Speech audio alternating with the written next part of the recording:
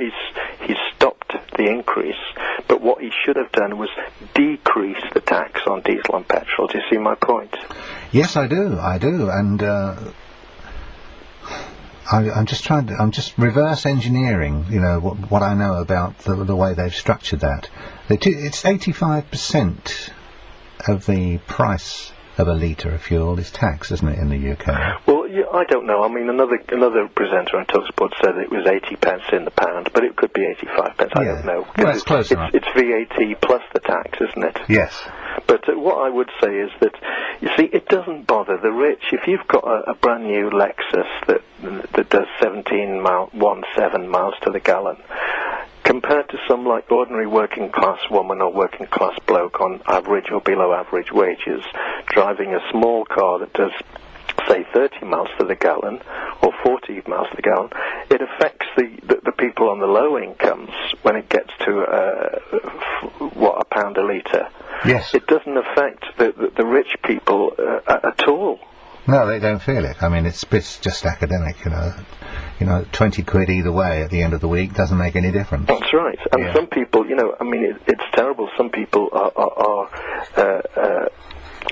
scrimping and saving just to try and keep their car on the road, Oh, I appreciate that, David. But the other thing which I find an irritation and also a contradiction to many things that the existing Chancellor has instigated is that it is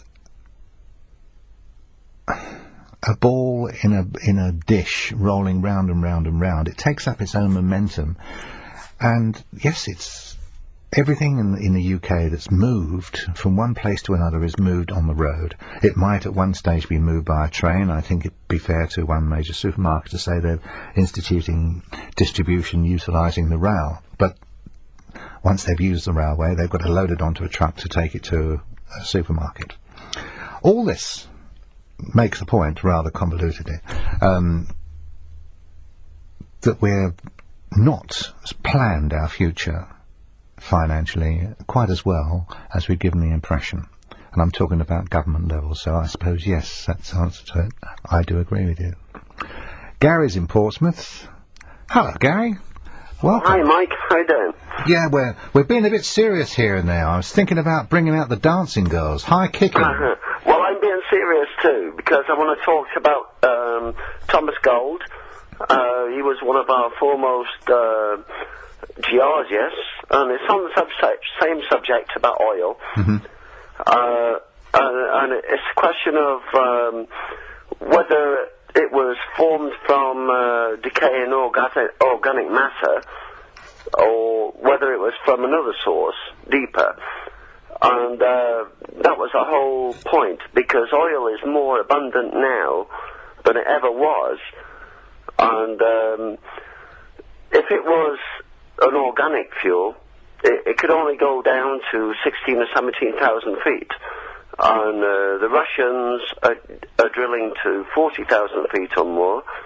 The Americans have discovered oil fields in the Gulf of Mexico and Alaska of similar depths. And the fact is, it's formed from magna. It's a deeper deposit, and it's vast, and it's more abundant than ever, and it should be cheaper than water right now. Well, it's obviously not. So why do you believe it hasn't dropped in price? Well, because it's being manipulated. That's all. I mean, it's that simple. I tell you what I'm going to do, Gary. I'm going to... have we called you back? Yeah. Yes, you have, yeah. Okay. I've got the news coming up, and rather than rush you to a quick conclusion, why don't you give me the benefit of the doubt, and we'll talk after the news. So, yeah, sure. Okay, that's terrific. Right. 5740? 5710. Right. Love with Arthur Lee, the best band ever, says Alex. Okay. I'll go with that. And it's the UK Music Hall of Fame. I vote for The Prodigy, a band who've never sold out and are still doing as much damage when they play live as they did 15 years ago. They were awesome last night at Creamfields. See ya from Liverpool. This is Talk Radio. I'm Mike Allen. Good to have your company. After the news, your call on 08704 20 20 20. Or you can text me on 81089. This is talkSPORT. I'm Mike Allen, in for Ian Collins. So anything could happen, and with any luck, might just.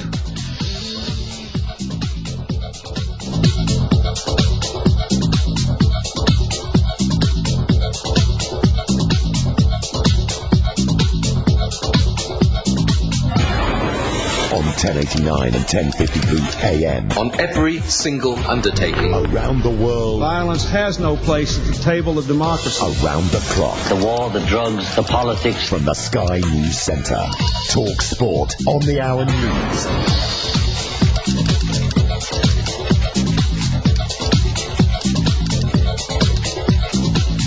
The top stories from the Sky News Centre at 3.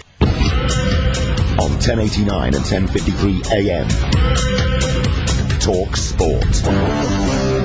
Absolutely stacks and stacks of people have been sending me what they consider to be the definitive band that will be included in the UK Hall of Musical Fame. Queen has got to be mentioned as a contender for the Hall of Fame. That's from Gus, who's in Norwich. Thanks, Gus. Hello, Norwich. And on the subject of debt, we were talking about with a couple of listeners, and we're returning to speak with Gary on the subject of there not being an oil crisis. I'm in a lot of debt, and the Consumer Credit Counselling Service have been great help. This is from John in Welling Garden City. Putting me into a debt management plan, I'd recommend anyone with debt problems to contact them. They're on the web at www.cccs, 3 C's and an S, .co.uk, www.cccs.co.uk, or in the phone book. Many thanks, John. Thank you very much indeed. Here's one from Robert Young, who's in Brownhill. He says he loves the show, and he can recommend something, please, that would be perfect for toothache. Something good for toothache. John? Something good for toothache. I mean, scotch held over it, isn't it? That can sometimes do it, just a sip of scotch and just hold it on the tooth. Well, yeah, can't hurt. It will take your mind off it if you drink enough anyway. That's right. I can't think of anything else. I always thought the Amish used to chew the bark of a tree or some plant, and that would stop them from getting toothache. I don't know what one it is, though. No. You never got a tree in your pocket when you need one, have you? No.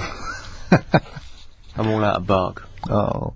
Rich from Bristol said, talking of refuse charges, in parts of Bristol we get charged £25 a year to empty our green boxes, and we only get a 2-week disposal. Hall of Fame, the Stereo MCs, and PM Dennis Pennis. Rich from Bristol. Thanks, Rich. Thank you very much indeed. Let's get back to Gary, who's in Portsmouth. We were talking about there not being an oil crisis because they have the technology to drill deep and bringing up stuff which is a carbon fossil fuel that mixed with magma. Really. Welcome back, Gary. Oh, hi. So you were saying? Yeah. I mean, the question here is whether oil comes from above or below. Because the conventional theory is that oil is produced from rotting organic matter. Yes. Rather like coal, isn't it? Really, it's yeah, that's stuff. right. Yeah. Yes. Now, the deepest organic compounds that have been found go to about 16 or 17,000 feet, and the recent oil drills have been going to 40,000 feet or more. And what have they found? Well, Thomas Gold was our greatest geologist. He worked at Cornell University. He worked at Harvard. You know, he died in recent times, a few years ago. I can't remember when. Mm-hmm. And this information is available over the internet, and also other information about peak oil. And it's all nonsense, because they're drilling far deeper than organic compounds can go. Well, magma, as we know, is thrown out of volcanoes, and fissures, and they make pumice stone out of it. So that's not going to be organic, is it? Well, the basic fact of it is that there is vast oil fields far further down that are being drilled out at this time, and there's far more oil at the present time than there ever has been. It puts the lie to so many things, doesn't it? Well, for me, yes, it does. Yeah. And it makes you realise how much we're going to regret all that's preceded the events we're about to engage in, with people who are forced to pay extra cash because the economy is looking a little shaky, and people that are forced to pay extra cash because their fuel bill's gone up. Well, you know, I think if the truth was told, the oil companies might not like it, but you know, the world could be a lot better place, and everybody could be a lot richer. Well, I hope so. Gary, thank you for that, and thanks for hanging on until after the news. That's really terrific. Thanks very much indeed. Right, if you'd like to be part of the programme, if you've got a few thoughts, if maybe from your own experience, you know, you could pass on a tip or a piece of advice to the rest of the audience, then I'd love to hear from you. The number you need to use is 08704 20 20 20. 08704 20 20 20. Or you'll be telling me who your favourite band is. You could text me on 81089 or email talksport.net. Francine in Norwich. Hello, Francine. Hello. Welcome to talkSPORT. Thank you. Yeah, well, that's welcome. Haven't been to Norwich for a long time. The last time I went to Norwich, I took this friend of mine and her two daughters out for lunch. And we came out of the restaurant, walked across the street. It's quite hilly, isn't it, Norwich? Norwich itself is, yeah. Yes. And got in the car, and I turned the key to start it, and nothing. So it looks like it's like 3 o'clock. It's a wintry afternoon, and any minute it's going to burst into tears, you know, the weather. Mm. So I opened the bonnet, and I just intuitively poked this nut. I had no knowledge of this nut in the rest of my life, you know. I just poked it, shut the bonnet, got in the car, turned the key, and it fired. And this girlfriend of mine said to me about an hour later, she said, I was very impressed what you did with the car. I said, oh, thank you. And then we waited a bit longer, and she said, did you know what you'd done? I said, not an idea at all. You've got a little story for me about a house. I have, yeah. Tell me. I was suffering severe depression at the time, Uh-huh. and like a lot of people, mail would come in and it would go straight in the bin rather than open it.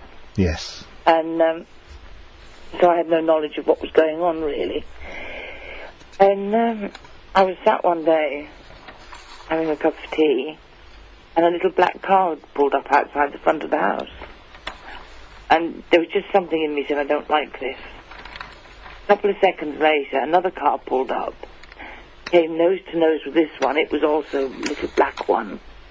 And I thought, no, I really don't like this very much. And two men got out, one out of each car, and they came and knocked on my door. And I sort of, should I answer it, shouldn't I answer it? Anyway, I did. And one was a bailiff, and he was a very nice gentleman, I have to say. And the other one was from the building society. And he said to me, look, my darling, he said, we can give you enough time to pack a case. So I said, what do you mean? He said, we've come to repossess your house. And I said, but I don't know about this. And anyway, they explained that they had written and what have you. And I said, well, I think you'd better come in. I said, because I'm not leaving my house. And I got nowhere else to go. And they came in, and the bailiff said, well, I've got to go and do another repossession, and I'll leave you with the building society chap, see if you can sort something out. The sum they were repossessing me for was £150. How long ago was this, Francine? About 7-8 years ago. Oh, so it's not as if it were, 20 years ago when 150 quid would have been a substantial sum of money. Well, that's right. It wasn't a lot at all. It's just I mean, I'd been billing the letters, and I also didn't have the money anyway. My then husband kept me very short of money. But anyway, I spoke to this chap, and he got in touch with his head office and what have you. He was very, very nice. And they gave me, that was on the Monday, and they gave me till the Friday to come up with £150. And they said if I didn't come up with it then there was no question. It would be repossessed, and that was it. Did you do that? I did, but I phoned a friend of mine who was an extremely wealthy woman, and I asked her if she could lend me it and I'd pay her it back in a few weeks. Well, she wouldn't. And I thought, well, you know, this is what friends are all about. And I rang another friend who I knew didn't have anything, just to talk to her. And she said, oh, if I had the money, I would give it to you and all the rest of it. I said, yes, I know you would. Anyway, put the phone, I just needed to talk to somebody. Put the phone down, and I was racking my brains as to how I could get this money. And there was a knock at the door. And I went and opened it, and it was another little old man. And he said to me, are you Fran? And I said, yes, I am. And he said, there you go, love, and he disappeared. And when I looked, he'd given me £150. Wow. Hadn't got a clue who he was. So you believe in Father Christmas, don't you? Absolutely. Strange. And, we've got someone coming on the programme this week who wants to talk about angels. Oh, I definitely believe in them. You know, so he could have been an angel, because they don't all wear white coats, do they? Absolutely not. I've got to take a pause here, Francine. Call me again, okay? You're listening to talkSPORT. I'm Mike Allen. It's 08704 20 20 20. Right. A short while back, I read out an email from Robert Young. Hi, Robert, who said, love the show, but can you recommend me anything for toothache? I'm in agony. And we could only come up with Scotch, because that's the sort of girls we are. But someone with a little bit more nous, Colin from Carluke, said, tell him toothache cure, olive oil. Sorry, clove oil. No, not olive oil. Not olive oil. No, clove oil. Oil of cloves. Any good? Yeah, it's very good, actually. I remember my mother used to give me that. Even when I didn't have toothache. She said, there, that'll teach you. Barry's in Taunton. Hello, Barry. You're on talkSPORT. Good morning. Hello. Yes, it was mentioned of the CAB earlier on that... Citizens Advice Bureau. That's right, yes. Yeah. Jogged, I think, in my recent memory. But before I do, a couple of other things have cropped up since. Favourite band, ELO. There's no other. The chap that mentioned about the oil can't be organic because it occurs at 40,000 feet rather than 16,000 feet or whatever. Well, supposing the oil had occurred at 16,000 feet, but then seeped down through the rocks to lower levels once it was a liquid. Perhaps that's the explanation. But there's a lot of seepage going on. I mean, that's one of the reasons why the White Cliffs of Dover are flaking away, isn't it? Because that water's getting into the rocks, and as it swells, and then it dries out, and it's boosting the cracks. Yeah. But the Citizens Advice Bureau, this is not... did you know that government departments are actually using the Citizens Advice Bureau? They're doing what? Using the Citizens Advice Bureau. Are they? In a way they are. I've been having trouble with a certain mobile telephone company that doesn't seem to recognise the existence of the printed word and won't reply to letters and complaints and things. And after several months I thought, well, hang on, I'll go to the Trading Standards people. Yeah. Now, there was a time when they were run by the county councils. You could go along to an office, you could see a human being, you could give him what documents you had, explain the situation, and they would take the case on for you. Now, you try finding Trading Standards in the telephone book or Yellow Pages. If you manage to find anything, it'll be a fax number, probably.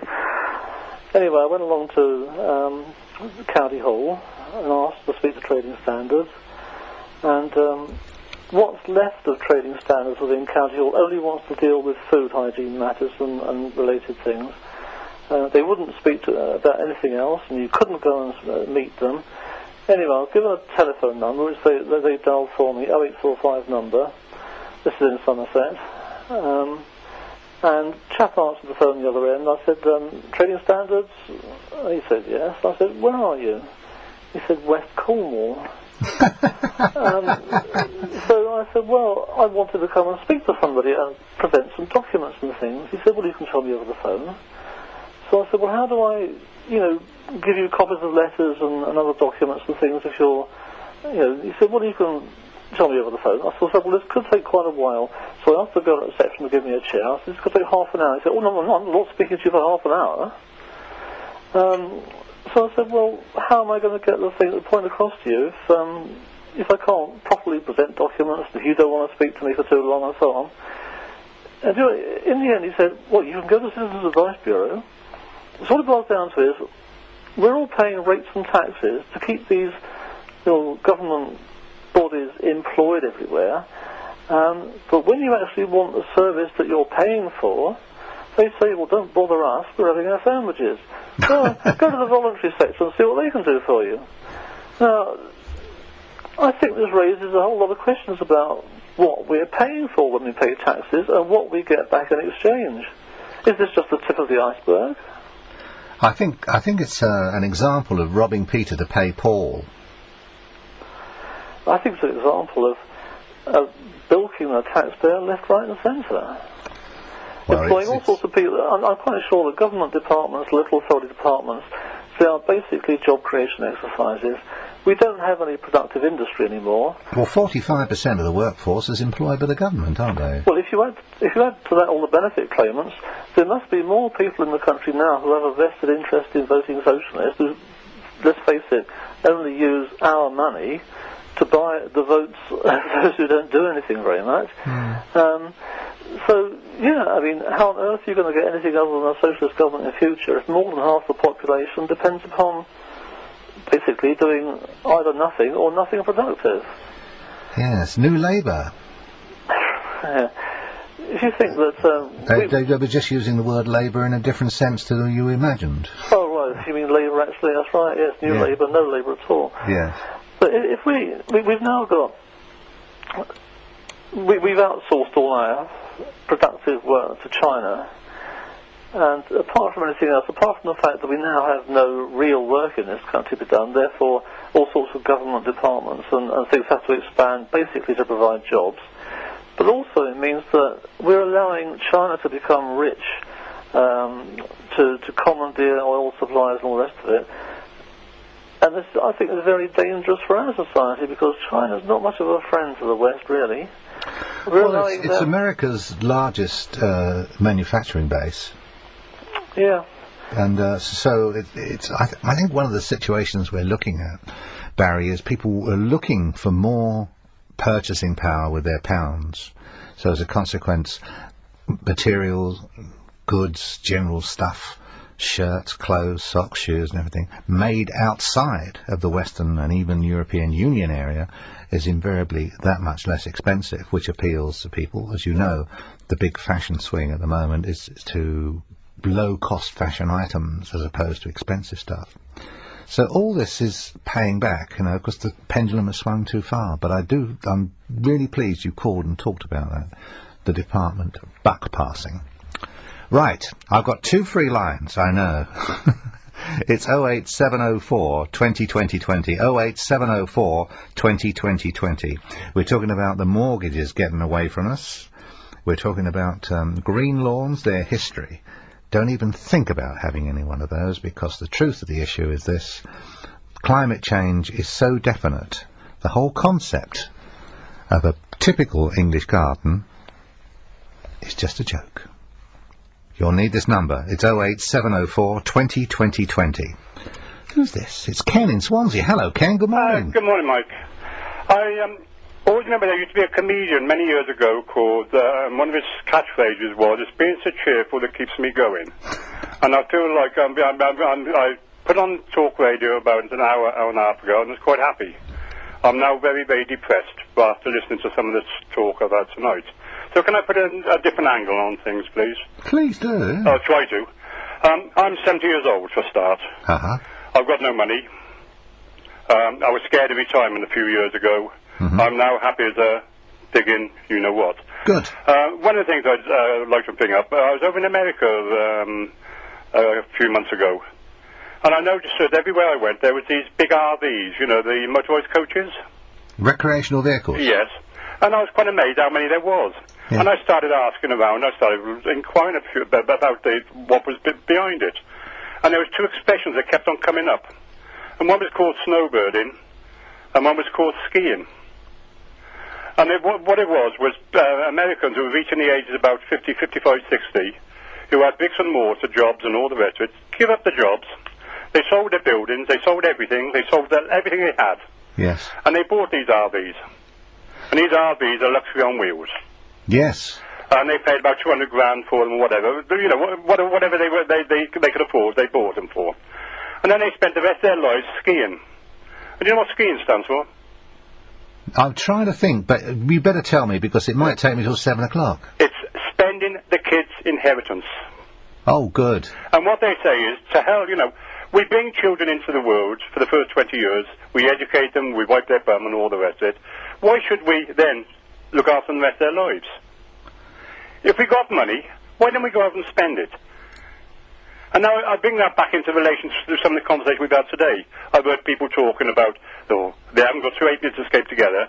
Yet a lot of them bought property back in the 40s and the 50s for peanuts, for £2,000, £3,000 or what have you. That property is worth 100,000, 150, 200,000, and they're still living in it and struggling. Why? Why don't they just go out? Why don't they just use it? And instead of being miserable all the time, why don't they go out and enjoy themselves? Spend the damn stuff. It's not worth leaving. You're an optimist, and to you a situation represents a glass half empty. Yeah, or half full. But I wasn't, I'm 70. 5 years ago, I was scared of retirement. I was ready to, I tried to commit suicide a couple of times. Oh, Ken. Right. No, okay, and I'm not looking for the sympathy vote. No, it's all right, but I naturally feel sympathy if you... Yeah, but I went to help, and I got help, and there's quite a bit of help. And as a result, for the first time in 40 years, I started travelling a couple of years ago. I spent a month in Malta. I then went over to America. I then went over to go in India and all the rest of it. And then I hit something recently, and now I'm being called a really silly old man, because on the 2nd of December, 3rd of December, I'm getting married to a 44-year-old lady. Has she got her own RV? No. Blast. She's the dirty word at the moment. She's Chinese. Really? And I'm going out to an arranged marriage. No, I'm a silly old man. No, you're not. But I'm going to be a silly, lucky old man.